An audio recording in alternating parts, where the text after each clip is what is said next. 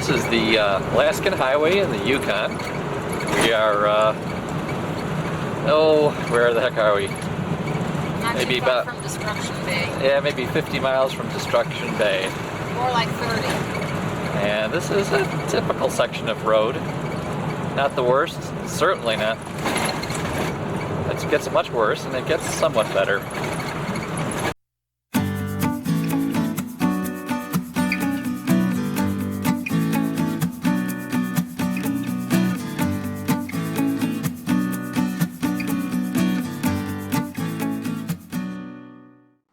So you're thinking about driving to Alaska? Great! I hope our videos help provide you information to plan your trip. How are the roads? Can you get gas? Where do you camp? And most important, is it worth it? First, what road do you take to get to Alaska? You might think you already know the answer to that. The Alaskan Highway gets all the press, but there's actually 4 routes that you could take to get to Alaska. When we went to Alaska, we took the Alaskan Highway up to get to Alaska, and we took the Cassiar Highway to get from Alaska back down. Neither of which is the full length of the Alaska Highway, which has its official mile 0 in Dawson Creek, British Columbia. Top of the World Highway is a 4th route into Alaska that goes through the upper Yukon. We considered taking that route home, but it was known to have bad roads, so we didn't take that way. Which route you take depends on where you're starting from. If you're starting from the west coast of the United States or Canada, then your options are to take the Alaska Marine Highway or the Cassiar Highway. If you're starting from the east or the Midwest, then all 4 options are open to you. Use the Milepost travel guide or our videos to help you plan your trip. All 4 of these routes will get you to Tok, Alaska. Tok is a junction where you can then from there go to all the main parts throughout Alaska. It also has a great visitor center where you can get travel and tourist information for pretty much every place in Alaska. So how are the road conditions in and getting to Alaska? Well, the good news is that the Alaskan Highway, the Cassiar Highway, and all the main roads throughout Alaska are paved. The bad news is a paved road doesn't necessarily mean a good road.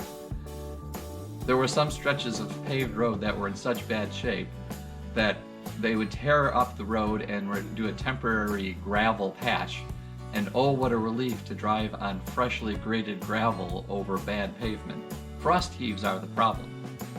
A frost heave occurs when the ground underneath the pavement freezes and then the pavement above it uplifts. Imagine driving down the highway with curbs randomly placed. The other problem is potholes. This is especially a problem when it's raining. If you're driving down the road and you see a puddle, you don't know if it's 1 inch deep or 6 inches deep. To help you identify significant road hazards, they will place an orange cone or flag just off the road to the right to help you identify that road hazard. But you can't count on all road hazards being marked.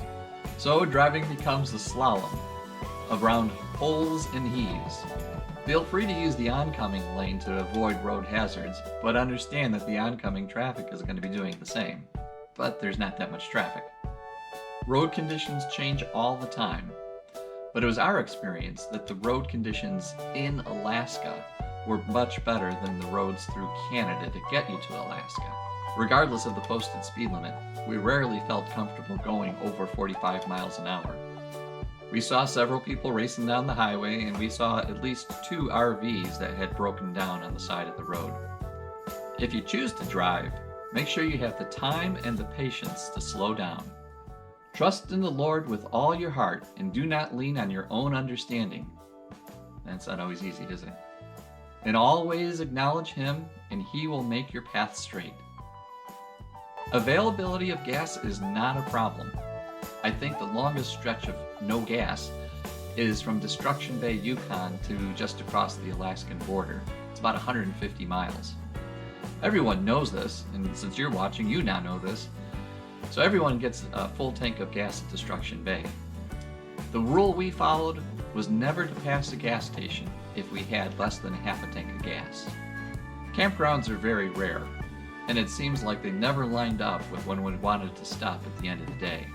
so you'll need to be comfortable boondocking. What I mean by boondocking is camping in a non-designated place without any services and without any permission. The roads to Alaska and within Alaska are very friendly for boondocking. This is unlike the urban areas in the lower 48 states that have so many restrictions. If you're new to this and the thought of boondocking is intimidating, don't let it scare you. Understand there are dozens of people in RVs looking to find a place to spend the night. If you don't know where to boondock, just find a big pull-off where you'll see another RV and join them. What also helps is that there are gas stations and stores that will allow you to dump your sewage and fill up with fresh water with a purchase. Some of those also allow for overnight parking on their property. You'll get to like Fred Meyer's stores. Fred Meyer is like a combination of Kroger, Walmart, Home Depot, and Cabela's. So, driving to Alaska, is it worth it? For us, absolutely yes. We loved it, and Lord willing, we'll be able to go again. But we had a lot of time, which is something that you need. I don't suggest driving to Alaska if you've only got a couple weeks. So, how much time do you need? That depends on how aggressive you are and what places you want to see. We spent 5 weeks in Alaska, not including the drive to and from Alaska from Chicago. As a funny side note, when we were driving home from Alaska, Darlene made the suggestion to stop at Yellowstone to break up the drive home. At this point of our trip, being in Yellowstone was almost home compared to where we were. As we were walking through the parking lot in Yellowstone at a viewpoint, someone saw our motorhome with our Illinois license plates, and they said, "Gee, they're a long way from home." And I just smiled. I guess distance is all relative.